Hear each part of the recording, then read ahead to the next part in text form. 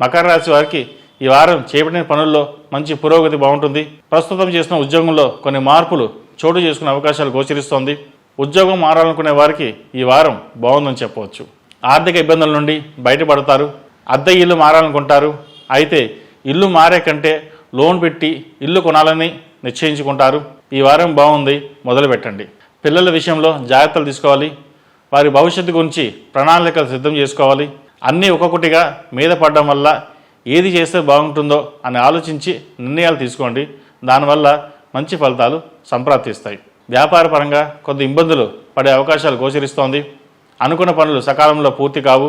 వస్త్ర వ్యాపారస్తులకు, ఎలక్ట్రికల్స్ వారికి బాగుందని చెప్పవచ్చు. ప్రతిరోజు ప్రతినిత్యం హనుమాన్ వృత్తులతో దీపారాధన చేయడం వల్ల కొంతవరకు మేలు జరుగుతుంది. ఈ రాశిలో జన్మించిన వారికి కలిసొచ్చే సంఖ్య నంబర్ 7, కలిసొచ్చే దిక్కు ఉత్తరం, కలిసొచ్చే రంగు కాషాయం.